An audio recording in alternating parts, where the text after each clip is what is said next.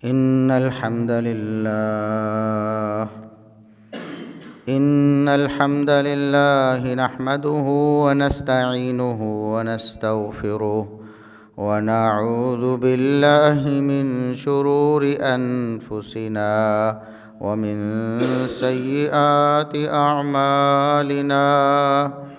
من يهده الله فلا مضل له ومن يضلل فلا هادي له.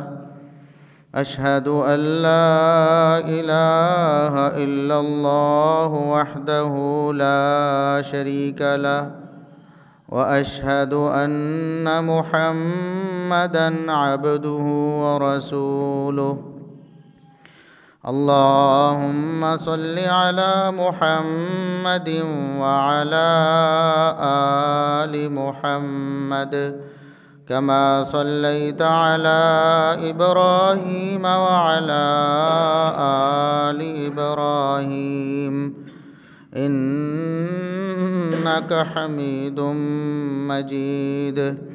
اللهم بارك على محمد وعلى آل محمد كما باركت على إبراهيم وعلى آل إبراهيم إنك حميد مجيد. أما بعد فيا أيها الناس ألا إن خير الحديث كتاب الله وخير الهدي هدي محمد صلى الله عليه وسلم وشر الأمور محدثاتها وكل محدثة بدعة وكل بدعة ضلالة. أعوذ بالله السميع العليم من الشيطان الرجيم من همزه ونفخه ونفثه. بسم الله الرحمن الرحيم. شهر رمضان الذي أنزل فيه القرآن هدى للناس وبينات من الهدى والفرقان. انتہائی قابل احترام سامعین و سامعات، ہر قسم کی حمد و ثنا، تعریف و تمجید، کبریائی، بڑائی، رفعت و عظمت اللہ رب العزت کے لیے جو پوری کائنات کا خالق و مالک ہے. بے شمار لا تعداد بے حد و حساب درود و سلام پیغمبر آخر الزماں، محسن انسانیت، محسن کائنات جناب محمد الرسول اللہ صلی اللہ علیہ وسلم کی ذات اقدس پر. رمضان المبارک کا پہلا جمعہ ہماری زندگی میں اللہ رب العزت کی توفیق سے ایک دفعہ پھر آ گیا ہے. رمضان المبارک برکتوں رحمتوں والا مہینہ ہے. اللہ رب العزت نے مسلمانوں کی تربیت کے لیے ایک خاص تحفہ عطا فرمایا ہے. انسان بھی جانوروں کی بسا اوقات تربیت کرتے ہیں. لوگ مرغے لڑاتے ہیں تو ان کو لڑانے کے لیے جب تیار کرتے ہیں تو اس بات کا خاص اہتمام کرتے ہیں کہ وہ جب تربیت کے مراحل میں ہو، ابھی کچا ہو، اچھی طرح ٹریننگ نہ لے چکا ہو، اس وقت تک کسی بڑے دشمن کے ساتھ اس کا مقابلہ نہ ہو جائے. اگر ایسا ہوا، ایک دفعہ وہ کسی طاقتور مرغے سے مار کھا گیا تو وہ زندگی میں دوبارہ پھر لڑنے کے قابل نہیں رہتا. اس کے دل میں خوف بیٹھ جاتا ہے. تو اللہ رب العزت نے مسلمانوں کی تربیت کے لیے یہ مہینہ مختص کیا اور اس میں ہمارے دشمن کو باندھ دیا. مرغوں والے بھی جب وہ لڑائی کرواتے ہیں، حالانکہ گناہ کا کام ہے جانوروں کو لڑانا، وہ جب لڑاتے ہیں اگر کسی بڑے مرغے سے انہوں نے لڑانا ہوتا ہے تو اس کے جو ناخن وغیرہ ہے وہ باندھ دیتے ہیں. اس کو باندھ کے تربیت زیر تربیت مرغے کے سامنے پیش کرتے ہیں، تو اللہ رب العزت نے اس مہینے میں ہمارے سب سے بڑے ازلی اور ابدی دشمن کو باندھ دیا ہے، اور ہمیں موقع دیا ہے کہ ہم اس مہینے میں اللہ رب العزت کا قرب حاصل کر سکیں، کیونکہ شیطان ہی ہے جس نے آدم و حوا علیہم السلام ان کو بہکایا، اور اس کے بعد پھر تا قیامت اس نے یہ اعلان کیا کہ میں انسانوں کو بہکاتا رہوں گا، میں ان کو اللہ رب العزت کے راستے سے روکتا رہوں گا۔ اللہ رب العزت نے بھی قرآن کریم میں کئی مقامات پر یہ بتایا کہ شیطان تمہارا کھلا اعلانیہ دشمن ہے، اس دشمن کا تم نے مقابلہ کرنا ہے، فاتخذوہ عدوا، اس کو دشمن ہی بنانا ہے، اس کو دوست نہیں بنانا۔ یہی ایک دشمن ہے جو انسان کو بہکاتا ہے۔ اللہ رب العزت نے رمضان مبارک میں اس کو باندھ دیا ہے، اس کو قید کر دیا ہے، زنجیروں میں جکڑ دیا ہے، تاکہ ہم کھل کے اللہ رب العزت کی عبادت کر سکیں، ہم اللہ رب العزت کو راضی کر سکیں، کوئی چیز ایسی آڑے نہ آئے جو ہماری قسمت بدلنے میں رکاوٹ بنے۔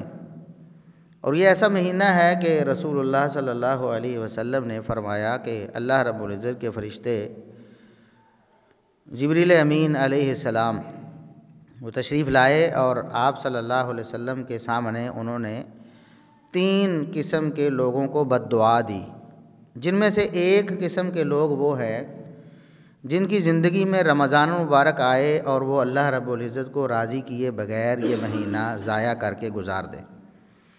ایسے لوگ جبریل امین علیہ السلام نے بد دعا کی کہ اللہ انہیں رسوا کر دے، انہیں تباہ و برباد کر دے، انہیں ناکام و نامراد کر دے۔ محمد الرسول اللہ صلی اللہ علیہ وسلم نے اس پر آمین کہی، اللہم استجب۔ آمین کا مطلب ہے یا اللہ تو یہ دعا قبول فرما لے۔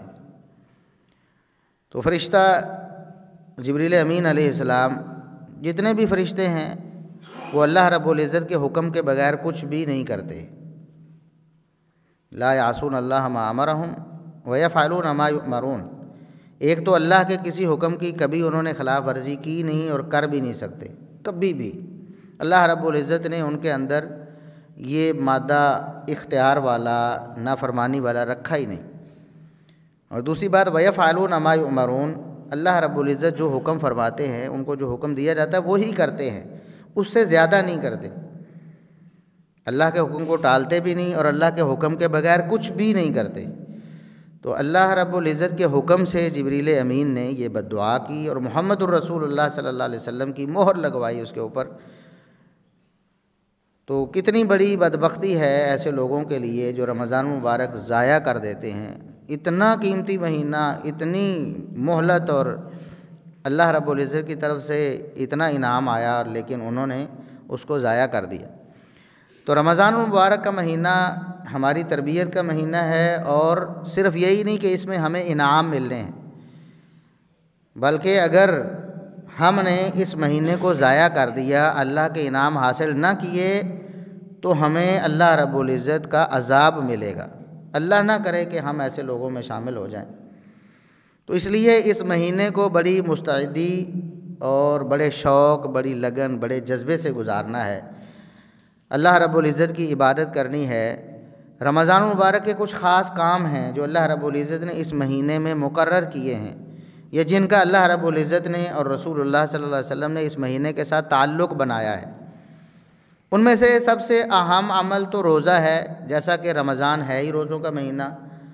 فمن شہد منکم الشہر فلیصمہ، اللہ رب العزت نے ارشاد فرمایا کہ رمضان مبارک میں جو بندہ موجود ہو، جس کو رمضان مبارک کا مہینہ پا لے، اسے چاہیے کہ وہ اس کے روزے رکھے۔ پھر اللہ رب العزت بڑا غفور الرحیم ہے، اللہ رب العزت رحیم اور شفیق ہے اپنے بندوں پر۔ تو اللہ رب العزت نے یہ رخصت دے دی کہ کوئی بیمار ہو جائے یا سفر پہ ہو تو مشقت ہو، روزہ چھوڑ دے تو بعد میں روزہ رکھ سکتا ہے، فعدۃ من ایام اخر۔ لیکن جو شخص اپنے گھر میں، اپنے علاقے میں موجود ہے، بیمار بھی نہیں ہے، پھر وہ روزہ بغیر اس عذر کے چھوڑ دیتا ہے، تو یہ اللہ رب العزت کی بہت بڑی بغاوت ہے۔ رسول اللہ صلی اللہ علیہ وسلم نے ارشاد فرمایا بنی الاسلام علی خمس، اسلام کی بنیاد 5 چیزوں پر ہے، جن میں سے ایک روزہ ہے، صیام و رمضان۔ رمضان کے روزے یہ ہمارے دین، ہمارے اسلام کی بنیاد ہیں۔ آپ کو پتہ ہے کہ بنیاد کے بغیر کوئی عمارت کھڑی نہیں رہ سکتی۔ ہم سب سے زیادہ محنت تو بنیادوں پہ ہی کرتے ہیں، کیونکہ ہمیں پتہ ہے جتنی مضبوط بنیاد ہوگی اتنی ہی مضبوط ہماری عمارت اس کے اوپر کھڑی ہوگی۔ اگر ہماری بنیاد کمزور ہوئی تو ہماری عمارت کھڑی نہیں ہو سکتی۔ تو جو چیزیں بنیاد ہیں، توحید و رسالت ہے، نماز، روزہ، حج، زکوٰۃ، ان میں سے ایک رمضان المبارک کے روزے رکھنا، یہ فرض ہیں مسلمانوں پر۔ یہ ایک کام ہے رمضان المبارک کا۔ تو ہمارے ہاں تو اس کام کو ہی اہمیت نہیں دی جاتی۔ بہت سے لوگ ان دنوں میں بھی آپ دیکھیں گے، حالانکہ بہت خوشگوار دن ہیں، کوئی تلخی، کوئی تنگی، کوئی مشقت نہیں ہوتی ہے، لیکن پھر بھی آپ لوگوں کو دیکھیں گے کہ وہ روزہ نہیں رکھتے۔ فیشن بن گیا ہے ہمارے ہاں روزہ چھوڑنا۔ تو روزہ چھوڑتے، یہ اہم عمل جو اس رمضان کے نام میں شامل ہے، صیام و رمضان، وہی ہم سستی کا شکار ہو جاتے ہیں۔ تو یہ بہت بڑی بدبختی ہے۔ ایک تو رمضان المبارک کے روزے رکھنے، دوسرا روزہ صرف کیا کھانا پینا چھوڑ دینے کا نام ہے کہ ہم نے کھانا پینا چھوڑ دیا ہے، صبح فجر کی اذان ہوئی ہم نے کھانا چھوڑ دیا، پینا چھوڑ دیا، اور مغرب کی اذان ہوئی تو ہم نے کھول دیا روزہ، افطاری کر لی، بس کیا اس کا نام روزہ ہے؟ نہیں۔ رسول اللہ صلی اللہ علیہ وسلم نے ارشاد فرمایا کہ من لم یدع قول الزور والعمل به فلیس للہ حاجہ فی ان یدع طعامہ وشرابہ۔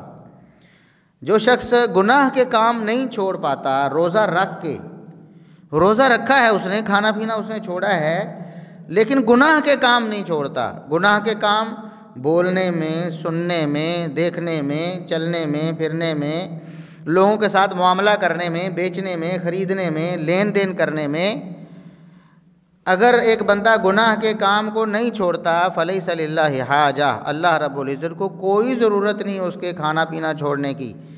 اللہ رب العزت کو کیا فائدہ ہوتا ہے ہم کھائیں پئیں تب بھی، نہ کھائیں پئیں تب بھی؟ اللہ رب العزت کو کوئی فائدہ نہیں، اللہ کو کوئی ضرورت نہیں اس کے روزہ کھانا پینا چھوڑنے کی۔ روزے کا مطلب ہے کہ انسان نے اپنے تمام اقوال و افعال و اعمال اللہ رب العزت کی اطاعت میں گزارنے ہیں، کرنے ہیں، اللہ رب العزت کے احکامات پر پورا پورا عمل کرنا ہے، اور اللہ رب العزت نے جن چیزوں سے منع کیا ہے ان سے رک جانا ہے۔ دیکھیں صاف سی بات ہے کہ رمضان المبارک یہ ہمیں پاک کرنے کے لیے ہے، گناہوں سے، اللہ کی نافرمانیوں سے پاک کرنے کے لیے۔ لعلکم تتقون، اللہ نے بھی فرمایا کہ روزے اس لیے فرض کیے گئے تاکہ تم متقی بن جاؤ۔ تقویٰ کیا ہے؟ یہی جذبہ ہے، یہی اخلاص ہے، اللہ رب العزت کے تمام احکامات پر عمل کرنے کا پختہ عزم ہے، اور اللہ رب العزت کی منع کردہ چیزوں سے رک جانے کا نام ہے، یہی تقویٰ ہے۔ اگر ہم نے یہی نہیں کرنا پھر کیا فائدہ ہے؟ دیکھیں کھانا پینا ہمارے لیے حلال ہے، عام دنوں میں ہم افطاری کے بعد بھی کھاتے پیتے ہیں، سحری سے پہلے بھی کھاتے پیتے ہیں، سحری میں، عام دنوں میں ہم ہر وقت کھاتے پیتے، کھانا پینا حلال ہے نا، روٹی ہے، پانی ہے، یہ چیزیں ساری حلال ہیں۔ پھر بھی ہم یہ باور کراتے ہیں، ہم یہ دعویٰ کرتے ہیں کہ اللہ کے کہنے پہ ہم نے صبح سے لے کر شام تک کھانا پینا جو حلال ہے وہ چھوڑ دیا ہے۔ یہی دعویٰ ہے نا ہمارا، کوشش بھی یہی ہے، محنت بھی اسی پہ ہے، روزہ اسی کا نام ہم سمجھتے ہیں۔ لیکن کاش ہم اس بات پہ غور کریں کہ جو چیزیں اللہ نے حرام کی ہیں، روزے کے علاوہ بھی حرام ہے، روزے میں بھی حرام ہے، وہ ہم نہیں چھوڑنا چاہتے۔ ہم جھوٹ نہیں چھوڑ رہے، ہم چغلی نہیں چھوڑ رہے، ہم غیبت نہیں چھوڑ رہے، ہم دھوکہ فراڈ نہیں چھوڑ رہے، ہم ملاوٹ نہیں چھوڑ رہے، رشوت نہیں چھوڑ رہے، ہم لڑائی جھگڑا گالی گلوچ نہیں چھوڑ رہے، ہم آنکھوں کے گناہ نہیں چھوڑ رہے، ہم کانوں کے گناہ نہیں چھوڑ رہے، ہم ہاتھوں کے گناہ نہیں چھوڑ رہے، ہم لین دین میں ایک دوسرے کے ساتھ برا سلوک کر رہے ہیں، مسلمانوں کی عزتوں کو پامال کر رہے ہیں، ہم دوسروں کا مال ہڑپ کر رہے ہیں، یہ چیزیں ہر وقت حرام ہیں، روزہ ہو یا نہ ہو، سال کا کوئی دن ایسا نہیں، کوئی لمحہ ایسا نہیں، کوئی ایک سیکنڈ ایسا نہیں جس میں یہ چیزیں حلال ہو جائے۔ تو جو چیزیں اللہ رب العزت نے حلال کی ہیں وہ ہم چھوڑ کے یہ دعویٰ کرتے ہیں کہ ہم نے روزہ رکھ لیا، ہم نے اللہ کو راضی کر لیا، تو جو ہیں ہی حرام ہمیشہ کے لیے ان کو ہم کیوں نہیں چھوڑتے؟ اس کا مطلب کیا ہے کہ ہم زبانی طور پر یا عملی طور پر اس چیز کا اظہار تو کرتے ہیں، لیکن دل سے ہم پورے اللہ رب العزت کے احکامات کے تابع نہیں ہوئے، ہم نے روزے کا مقصد حاصل نہیں کیا۔ قربانی کے بارے میں اللہ رب العزت نے فرمایا کہ لن ینال اللہ لحومھا ولا دماؤھا، اللہ رب العزت کو تمہارے خون اور تمہارے گوشت وہ نہیں پہنچتے، گوشت تم کھا جاتے ہو، خون ضائع ہو جاتا ہے، اللہ رب العزت کے پاس کیا جاتا ہے؟ ولاکن ینالہ التقوی منکم، اللہ رب العزت کو تمہارا دل کا تقوی، یہ جذبہ اللہ رب العزت کو پہنچتا ہے۔ اسی لیے رسول اللہ صلی اللہ علیہ وسلم نے فرمایا کہ ایک شخص قربانی کی استطاعت نہیں رکھتا، اس کے دل میں جذبہ ہے میرے پاس مال ہوتا میں قربانی کرتا، تو فرمایا کہ قربانی والے دن لوگ عید پڑھ کے قربانی کریں گے، وہ اپنی حجامت بنائے، اللہ پوری قربانی کا اس کو اجر دے دے گا، کیونکہ اللہ رب العزت دل کے جذبے کو دیکھتا ہے، دل کے جذبے کو دیکھتا ہے۔ تو اگر ہمارے دل کی حالت ہی ٹھیک نہیں ہوئی، ہم نے اللہ رب العزت کی حرام چیزوں کو نہیں چھوڑا، تو حلال چیزوں کو چھوڑ کے ہم کیسے یہ دعویٰ کر سکتے ہیں کہ ہم اللہ کے احکامات کے تابع ہو گئے؟ اس لیے روزہ سب سے پہلے تو سمجھنا ہے روزہ کیا ہے، اور پھر روزوں کو ان کے پورے آداب اور شرائط کے ساتھ پورا کرنا ہے، یہ رمضان کا ایک اہم کام۔ دوسرا، رمضان کے ساتھ قرآن کا خاص تعلق ہے۔ اللہ رب العزت نے قرآن میں فرمایا شہر رمضان الذی انزل فیہ القرآن، رمضان ہی وہ مہینہ ہے جس میں قرآن نازل کیا گیا۔ انا انزلناہ فی لیلۃ القدر، ہم نے اس کو لیلۃ القدر میں نازل کیا۔ انا انزلناہ فی لیلۃ مبارکہ، ہم نے اس کو برکت والی رات میں نازل کیا، وہ رمضان مبارک میں ہی ہے لیلۃ القدر۔ تو لہٰذا قرآن کا رمضان کے ساتھ خاص تعلق ہے۔ محمد الرسول اللہ صلی اللہ علیہ وسلم نے بھی اس تعلق کو کیا خوب نبھایا ہے۔ آپ صلی اللہ علیہ وسلم تو عام دنوں میں بھی قیام اللیل لمبا راتوں کو کھڑے ہوتے، لیکن رمضان کو تو آپ صلی اللہ علیہ وسلم بہت زیادہ محنت کرتے، اور پھر خصوصاً آخری عشرے میں تو کمر کا ساری رات ہی جاگتے اللہ رب العزت کو راضی کرنے کے لیے۔ حالانکہ عام دنوں میں حکم یہ ہے قم اللیل الا قلیلا، اے نبی آپ رات کو قیام کریں، لیکن تھوڑا سا اس میں آپ وقفہ بھی کر لیں، آپ استراحت بھی فرما لیں، آپ آرام بھی فرما لیں۔ لیکن رمضان المبارک میں رسول اللہ صلی اللہ علیہ وسلم کی محنت جو ہے وہ بہت زیادہ ہو جاتی تھی، خصوصاً آخری عشرے میں تو آپ سوتے ہی نہیں تھے، ساری راتیں اللہ رب العزت کے ہاں قیام میں، قرآن کی تلاوت میں گزار دیتے تھے۔ دوسرا، رسول اللہ صلی اللہ علیہ وسلم قرآن کریم عام دنوں میں بھی پڑھتے تھے، رمضان میں قرآن کریم کو خاص رسول اللہ صلی اللہ علیہ وسلم وقت دیتے بہت زیادہ، حتیٰ کہ جبریل امین سے دور کرتے تھے۔ فیدارسہ القرآن، صحیح بخاری کی حدیث کے الفاظ ہیں، رسول اللہ صلی اللہ علیہ وسلم رمضان مبارک میں جبریل امین کو قرآن سنایا کرتے، اس سے قرآن سنا کرتے، یعنی دور کرتے تھے۔ پھر رسول اللہ صلی اللہ علیہ وسلم نے راتوں کا قیام بھی فرمایا، صحابہ کرام نے 3 دن رسول اللہ صلی اللہ علیہ وسلم کی اقتداء میں قیام کیا۔ آخری رات کا حال یہ تھا کہ صحابہ کہتے ہمیں خطرہ پیدا ہو گیا کہ کہیں سحری نہ رہ جائے، یعنی 15-20 منٹ رہ گئے تھے فجر کی اذان میں، جب نماز تراویح جو ہے یا قیام اللیل، قیام رمضان جب ختم ہوا تو رسول اللہ صلی اللہ علیہ وسلم اگلے دن تشریف نہیں لائے نماز پڑھانے کے لیے۔ صحابہ نے پوچھا، اللہ کے رسول صلی اللہ علیہ وسلم نے فرمایا آپ کا جوش اور جذبہ اتنا تھا کہ مجھے خطرہ پیدا ہوا کہیں یہ فرض نہ ہو جائے۔ تمہارا جوش جذبہ دیکھ کر اللہ رب العزت لازم نہ کر دیں، اور بعد میں صحابہ کرام کے لیے تو کیا مشکل ہونی تھی، ہم لوگوں کے لیے مشکل ہونی تھی جو 1 گھنٹہ بھی 1.5 گھنٹہ بھی نماز تراویح کے لیے نہیں دے سکتے۔ پھر لازم ہو گیا تو مجرم بن جائے گا جس نے تھوڑی سی بھی کوتاہی اور سستی کی۔ تو اتنی زیادہ محنت رسول اللہ صلی اللہ علیہ وسلم اور پھر صحابہ کرام رسول اللہ صلی اللہ علیہ وسلم کی حیات مبارکہ کے بعد، چونکہ یہ خطرہ ختم ہو گیا فرضیت کا، تو پھر نماز تراویح جو ہے باجماعت دوبارہ شروع ہوئی مسجد نبوی میں۔ سیدنا عمر فاروق رضی اللہ عنہ نے حکم دیا، صحابہ کرام پھر لمبی بتاتے ہیں کہ ہم جو بوڑھے لوگ تھے یا کمزور لوگ تھے یا تھک جاتے تھے، قیام نہیں چھوڑتے تھے، لمبا ساری رات، آدھی رات، پونی رات قیام کرنا ہے تو لاٹھیاں اپنی بغل میں رکھی، اس سے ٹیک لگا کے تھوڑا سا آسرا حاصل کر لیتے، لیکن اللہ رب العزت کے دربار میں قیام کرتے قرآن سننے کے لیے۔ قرآن سنتے تھے، قرآن پڑھتے تھے، کثرت کے ساتھ قرآن پڑھتے تھے رسول اللہ صلی اللہ علیہ وسلم بھی اور صحابہ بھی، اور ہمارے اسلاف بھی، ہمارے ائمہ دین بھی، ہمارے بزرگ بھی۔ لیکن آج مادیت پرستی کا دور ہے، سب کچھ ہی ختم ہوتا چلا جا رہا ہے، ہمارے گھروں سے قرآن کی جو رونق ہے وہ ختم ہو رہی۔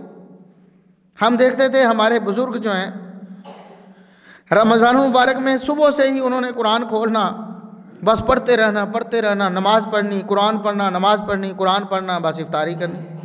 لمبا لمبا انہوں نے قیام بھی کرنا، راتوں کو دنوں کو انہوں نے قرآن کی تلاوت بھی کرنی. لیکن آج ہمارے ہاں اس کا فقدان ہے، قرآن سے ہمارا تعلق ہی ختم ہو گیا. حالانکہ قرآن تو ہماری روح کی غذا ہے، یہ ہمارے دلوں کا سکون ہے، یہ ہمارے لیے مشعل راہ ہے، یہ ہمارا سلیبس ہے، یہ ہمارا نصاب ہے جو اللہ رب العزت نے، یہ ہمارا دستور اور منشور ہے. ہم نے اس کو ہی توجہ نہیں دی. ہم نے دنیا کی ساری کتابیں، English, math, physics, chemistry, biology, سب کچھ پڑھ لیا، لیکن جو کتاب اللہ نے نازل کی تھی ہمارے لیے ہمیں نہیں پتہ، اکثریت کو نہیں پتہ، نہ ترجمہ نہ تفسیر، کبھی غور ہی نہیں کیا، تدبر ہی نہیں کیا، قرآن سوچ سمجھ کے پڑھا ہی نہیں، حتیٰ کہ سمپل تلاوت کے لیے بھی وقت نہیں نکالا. یہ بہت بڑی محرومی ہے. قرآن میں بڑی برکت اللہ نے رکھی ہے. رسول اللہ صلی اللہ علیہ وسلم نے بڑے فضائل بیان کیے قرآن کی تلاوت کے.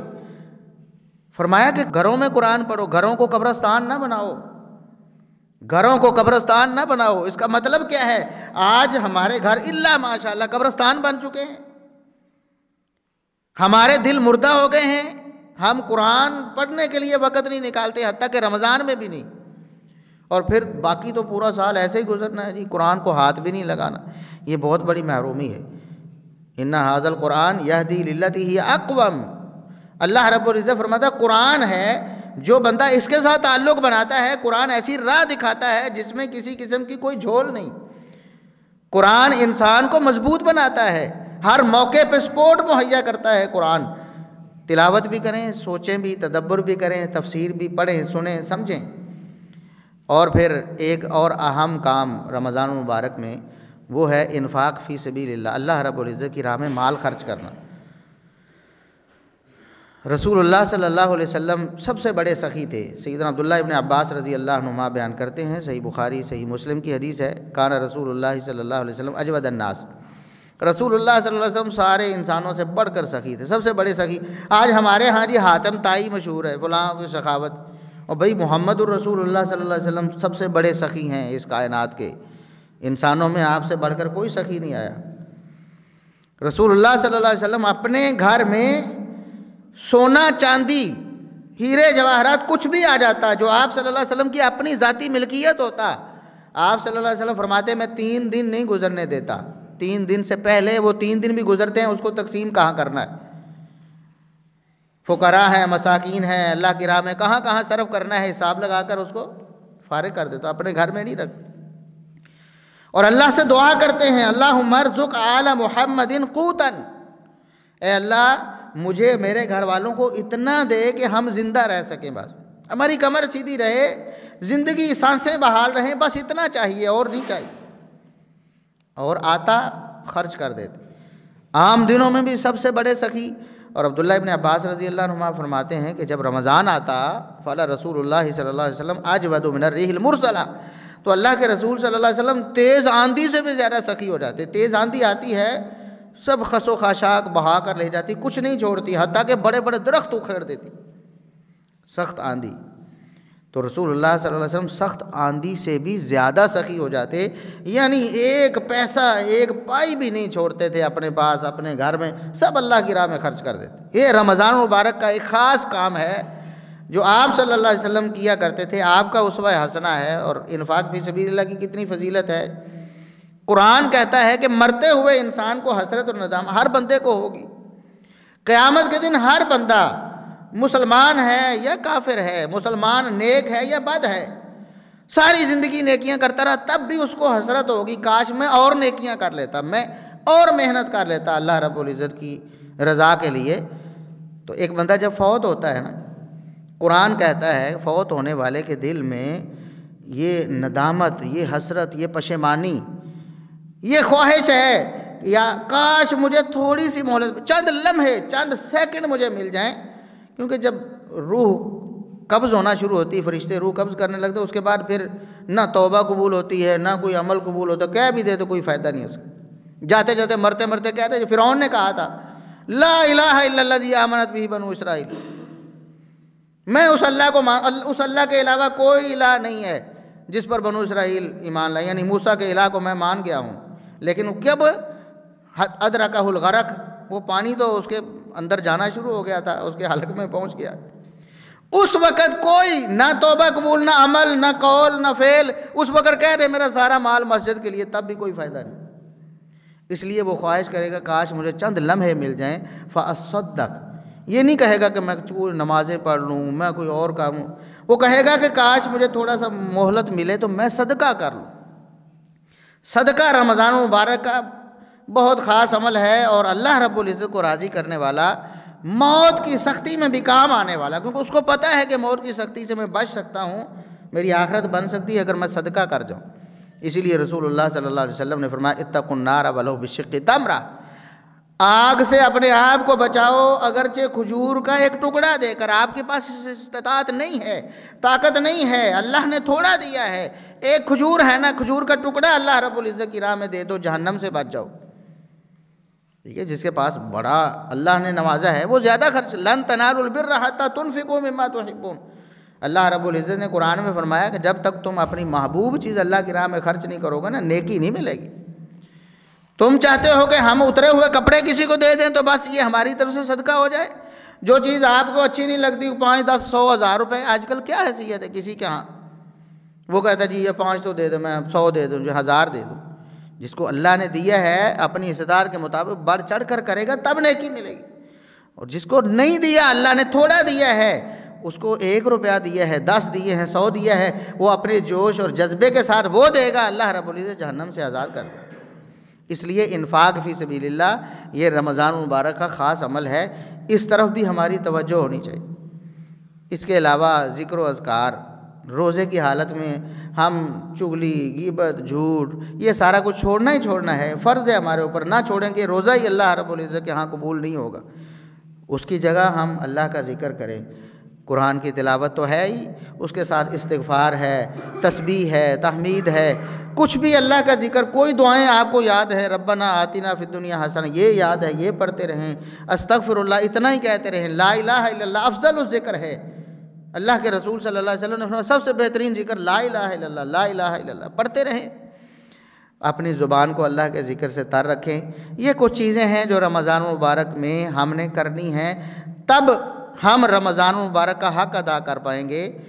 یا حق کیا ادا کرنا ہے، ہم نے ٹوٹے پھوٹے اعمال ہیں، ہم اللہ رب العزت سے اپنی جو ہے وہ جان کی خلاصی کر پائیں گے، جہنم سے اپنے آپ کو بچا پائیں گے، جنت کا راستہ ہم ہموار کر پائیں گے۔ اب زندگی میں دوبارہ پتہ نہیں رمضان المبارک آنا ہے کہ نہیں، ہم سست ہو جاتے ہیں، 1-2 دن جوش جذبہ ہے، روزہ رکھا ہے، قرآن کی تلاوت بھی کر لی ہے، قیام بھی کر لیا ہے، پھر سستی آ جاتی، جی تھک جاتے ہیں، جی کتنی کوئی تھکاوٹ ہو جاتی، 1 گھنٹہ 1.5 گھنٹہ اللہ رب العزت کے دربار میں آ کے کھڑے ہوں گے، اللہ رب العزت دین و دنیا آپ کی سنوارے گا، کتنی کوئی محنت مشقت ہو، دنیا کے لیے ہم کتنا کچھ کر لیتے ہیں۔ میں نے ایک دن یہ کہا تھا کہ اگر کہیں اعلان ہو جائے نا جی 10,000 روپے آپ کو مل رہے ہیں، ویسے کسی کی طرف تو 3 گھنٹے کیا لوگ پورا 24 گھنٹے کھڑے ہونے کے لیے تیار، لیکن یہاں آپ کو جنت ملنی ہے، یہاں جہنم سے خلاصی ملنی ہے، یہاں اللہ کی رضا ملنی ہے، یہاں دین و دنیا کی بھلائی ملنی ہے، لیکن ہم 1 گھنٹہ بھی کھڑے ہونے کے لیے تیار نہیں، سستی کا شکار ہو جاتے ہیں، قرآن پڑھنے میں سستی کا شکار ہو جاتے ہیں، روزے کے آداب اور شرائط ان کو پورا کرنے میں سستی کوتاہی کا شکار ہو جاتے ہیں، اللہ کی راہ میں مال خرچ کرنے میں سستی کا شکار ہو جاتے ہیں۔ اللہ رب العزت نے موقع دیا ہے، غریبوں، یتیموں، مسکینوں کو اپنا مال بانٹیں، اللہ رب العزت کا وعدہ ہے، رسول اللہ صلی اللہ علیہ وسلم نے فرمایا ہے ما نقص صدقۃ من مال، صدقہ کرنے سے مال کم نہیں ہوتا، صدقہ کبھی مال کو کم نہیں کرتا، یہ اللہ کا وعدہ ہے۔ اگر ہمیں یقین آ جائے تو اللہ کی راہ میں مال خرچ کریں، مسجد کو، مدرسے کو، غریبوں کو، یتیموں کو، مسکینوں کو کھل کر دیں، انشاءاللہ اللہ برکتیں نصیب فرمائے گا۔ اللہ سے دعا ہے کہ اللہ رب العزت ہمیں اس رمضان المبارک میں اپنی نجات کا بندوبست کرنے کی توفیق عطا فرمائے، اللہ رب العزت ہم سے راضی ہو جائے۔ سبحان ربک رب العزت عما یصفون وسلام علی المرسلین والحمد للہ رب العالمین۔